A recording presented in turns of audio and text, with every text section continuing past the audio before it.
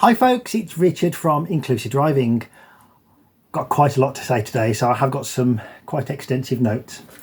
So whenever a learner recognises that they've made a mistake in the car, they'll often ask about the impact it would have on the driving test. And essentially they'll say, would I fail for that? Well, that question usually leads on to a discussion about the different types of faults you can make on a driving test. And we usually give some examples of each type of fault. And that's what we're discussing in this video. How do examiners decide whether to mark a fault as dangerous, serious or minor? Now note, the proper term for a minor fault is a driving fault, but everybody knows what we mean. So I'll use the two terms driving fault and minor fault interchangeably. There are some other faults as well. You've probably heard stories of the examiner intervening on grounds of safety, using the brakes or giving the steering wheel a twist, or giving a verbal can stop. But did you know that there is also something called a habitual fault? And there's also a fault that's not worthy of mention. So whether it's a fault or not, not sure. But if it's your first time here, welcome. I'm Richard. I run Inclusive Driving in the West Midlands. It would be great if you could just do a couple of clicks on your screen, like this video, subscribe to me, because that helps me to produce more videos just like this one. So where do I get my information from when I'm talking about things that happen on driving tests? And why should you even believe what I say? Well, firstly, all of the information I'm going to give you today is available on gov.uk. So I'll put a link down below so you can read it for yourself. But also, I attended a training day at the DVSA training centre, and that was over in Cardington before it closed down. And that gave me some insight into how examiners are trained, how they judge your driving and that sort of thing, and how they make assessments on the quality of your driving. And thirdly, this is probably the most significant, I have experience. So I sit in the back of the car on most of the driving tests that I take candidates for. Always I ask for the pupil's permission, but generally I sit in on a lot of tests. So I actually get to see what happens and what is decided as a result of that. And during my 5 years doing this, I've only disagreed with the outcome on 2 occasions. Now, one was a fail, which I thought should really have been a pass. And the other one was a pass, which actually I thought should have been a fail. So that in-test experience where I see things with my own eyes is what gives me that experience, and that's formulating the majority of what I'm telling you today. So we've got a dangerous fault then. Dangerous fault is the easiest one to describe, and you probably don't need me to spend ages talking about this. Quite simply, it's where the candidate makes a mistake which causes actual danger to somebody else or themselves or the examiner, or if the examiner didn't intervene, it would have caused actual danger. So here's an example from gov.uk. So displaying an actual dangerous loss of vehicle control while demonstrating the on-road show me question requiring the examiner to prevent a collision. That's a bit wordy, isn't it? So basically, what's this saying? Let me get to my next page. So basically, this was while you're driving on the test, the examiner asked you one of the show me questions. So for example, they said, when it's safe to do so, show me how you'd press or set the front demister. Now, if the candidate takes their eyes off the road while they're searching for the button, and as a result of not looking where they're going, they fail to spot another hazard, such as a giveaway line or a pedestrian in the road, that would be a dangerous fault.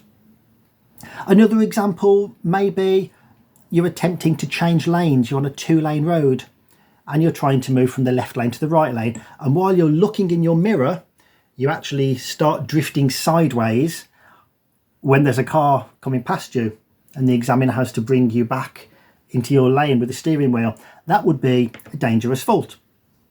So in general, as it's described on gov.uk, dangerous fault is any situation brought about by a fault that resulted in actual danger to the examiner, candidate, the general public, or property.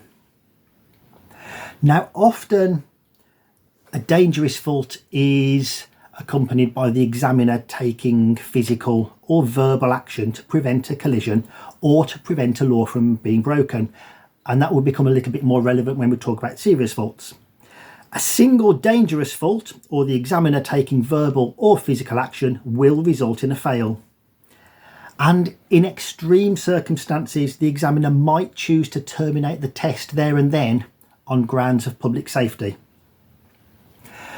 So now we come on to serious faults, and this one, there's a lot on here, okay, because they're possibly the most complicated ones to analyse and discuss.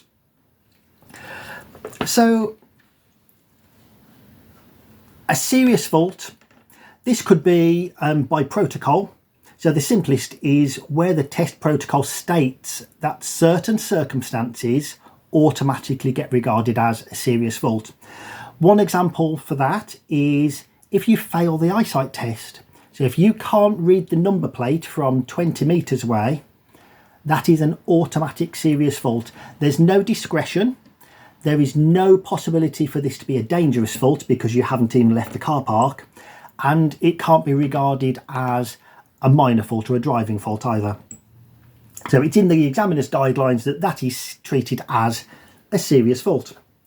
Another example, perhaps more relevant to driving instructor tests. So when you're training to be a driving instructor and you're taking your Part 2 driving test, if you fail to answer all 5 of the show me, tell me questions correctly, so not if you get 4 wrong out of 5, but if you get all 5 wrong, that would automatically be a serious fault. Now, another relatively straightforward way to know if it's a serious fault or not is if you have broken the law. So law has been broken or would have been broken if the examiner didn't intervene. So as a general guide, if the highway code says you must or must not do something and you contravene that rule, then a serious fault is likely to be given. So a couple of examples of this could be failing to stop at a red traffic light, failing to stop when a pedestrian is on a zebra crossing, driving straight over the white circle on a mini roundabout, going the wrong side of a keep left sign, or maybe entering a box junction when your exit isn't clear and coming to a stop in that box junction. So all of these are examples of where a highway code has been broken, but there is a little bit of discretion sometimes here, and that's to cover unusual or perhaps unpredictable circumstances. So here's an example. This is from a real driving test that I've been on. Let's say you're approaching a keep left bollard in the middle of the road, and there's a bus stopped blocking your way, and the bus is letting passengers get on and get off. If you chose to overtake that bus and go on the wrong side of the keep left sign, that would be a serious fault. Okay? But here's an unusual circumstance. Let's say the bus has broken down. So you can see the driver is outside in high-vis jacket. They've lifted the back of the engine compartment up. Maybe they've got the hazard warning lights on. Well, then it's kind of reasonable to go onto the wrong side of the road, but with caution. So it would be reasonable to pass with caution on the wrong side of the keep left sign, and a serious fault would probably not be given. In fact, it's a serious fault would not be given, because otherwise you would just end up stuck behind the bus forever. Now, the next way in which a serious fault can be given is a bit more complicated, and it leads to a little bit more judgment and grey area compared to it being absolutely black and white. And we have to employ a little bit of what if to the analysis in this and think about the ultimate goal of driving.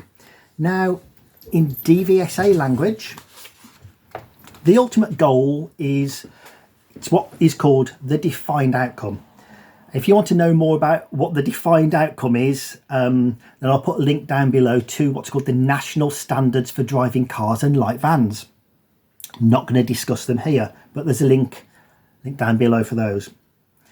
Now, the defined outcome for any scenario whether it's a left turn or a reversing manoeuvre or responding to traffic signs or road markings, the defined outcome is that you will always drive in a way which is under control, safe, and without causing unnecessary inconvenience to other people. So let's look at a few examples here of deviating from the defined outcome. So let's say you're driving on a 40-mile-an-hour dual carriageway, got light, free-flowing traffic, and you're only doing about 30 miles an hour in the 40 zone. If there's no one behind you and you're not inconveniencing anybody, then it's probably not going to be a serious fault. But if there's traffic behind you and you're causing a tailback because traffic is having to change lanes to try and come past you when it would have been safe for you to be doing 40 miles an hour, well, that's more likely to be a serious fault. And that could be under the heading of making progress or appropriate speed. But if you're turning left and you've given a well-timed signal to say you're turning left and you're slowing down and traffic going past you, well, that's not going to be a serious fault because you want to turn left. So it's not going to be a serious fault there. Here's another example. You've turned right on a 2-lane roundabout and you've chosen to exit into the overtaking lane. But then you dilly-dally along below the speed limit in the overtaking lane, and that's causing other traffic to pass you on the left-hand side. And maybe you're not showing any effort to try and move back to the left lane. Well, you're causing inconvenience and you're not driving in accordance with the highway code then. You should be driving on the left unless you are overtaking. So that's likely to be a serious fault. But what if you're planning to turn right at the next roundabout and it's quite soon? Maybe you haven't realistically got time to get up to the speed limit and then slow down again for the roundabout. Well, that's not going to be a serious fault. Unless you are very slow in the overtaking lane. Here's another example. You change lanes on a 2-lane road without checking your mirrors. Now, there might not be any actual danger at the time, but if you do that again in the future and you do it more than once, well, it's very quickly going to cause actual danger. And so quite rightly, that would be a serious fault. We're thinking, what if? What if you do that again after you've passed your driving test? Another example. This one's reversing. You're reversing into a parking bay and you need to shunt forwards and backwards a couple of times so that you end up between the lines. On its own, that's not a serious fault. But if you're turning the steering wheel all over the place and you are quite clearly not making the car do what you want, you don't appear to be in control, then that's likely to be a serious fault. Another example. You're accelerating away from some traffic lights and you've reached about 20 miles an hour, you're in second gear and you're about to change to third gear.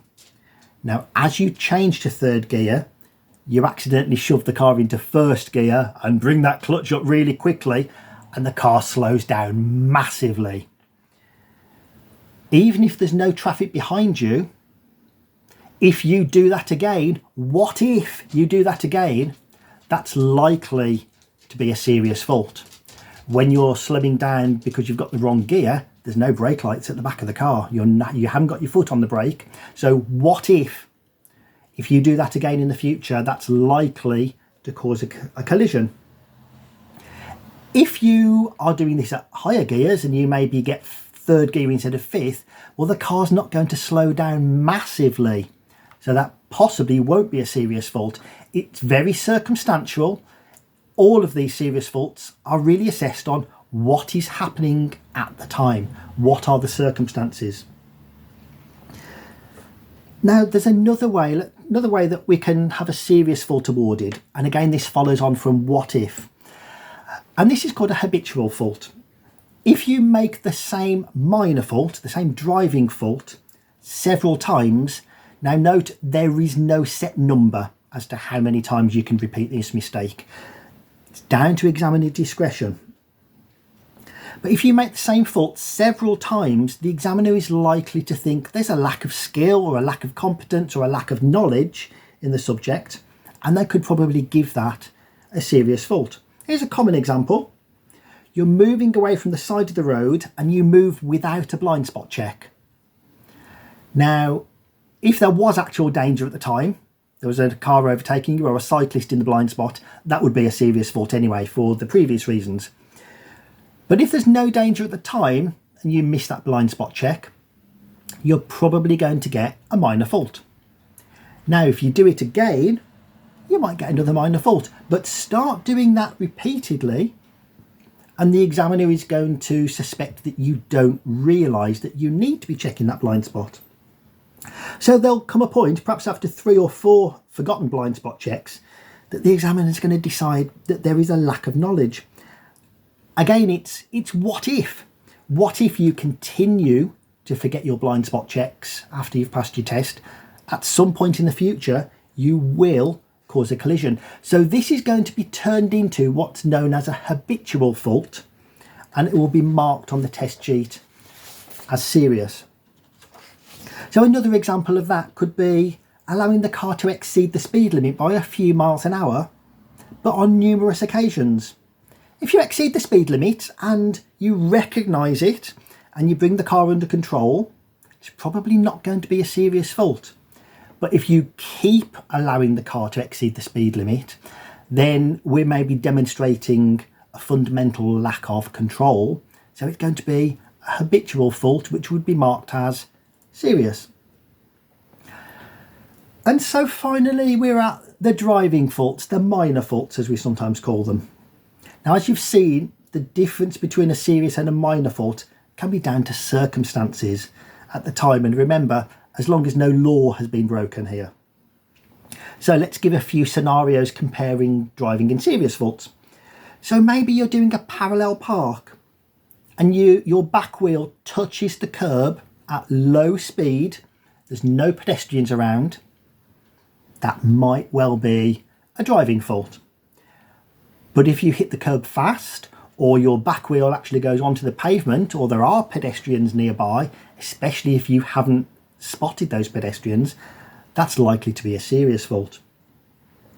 Maybe you signal before you check your mirror when you're doing a lane change. Well, that's likely to be a driving fault. But if you don't check your mirror at all and you signal and change lanes, that's going to be a serious fault. Maybe not cancelling a signal after you've turned off a roundabout. If you're not misleading other traffic at the time, it's going to be a driving fault. If you are misleading traffic or that signal stays on for a long time, serious fault. There is actually another fault that we've not mentioned, and it's we talked about it at the start. It's a fault that is not worthy of mention. So something that is quite insignificant and couldn't contribute to safety issues here. So things like dry steering when you're reversing, or taking one hand off a steering wheel but not losing control, or something like leaving the windscreen wipers on long after it stopped raining. It's not a safety issue. It's not worthy of mention, but technically it is a fault, a mistake. So pretty much everything we've discussed is actually shown on a flowchart, and again, I'll put a link to that down below. But let's just summarise. Faults are generally awarded as follows. If there is actual danger at the time because of something you've done, or the examiner has to intervene to avoid actual danger, that's a dangerous fault. If you do something which either breaks the law or has the potential to cause danger in the future, if you do it again, that's going to be a serious fault. Something done that's less dangerous, but you do it so often that it's going to catch you out in the future and cause danger, that's going to be a habitual fault, which is marked as a serious fault. And then something you do that's not brilliant, not amazing, but you don't lose control. There's no impact on safety or it's minuscule risk. There's no chance of danger. That's a driving fault. Well, let me know in the comments below if you've had any experience from your driving tests on faults that you maybe thought were serious but turned out to be minor, or the other way, a fault you think might have been minor that turned out to be a serious fault. Let me know in the comments below. Well, that's all for now, and we'll see you on another video very soon.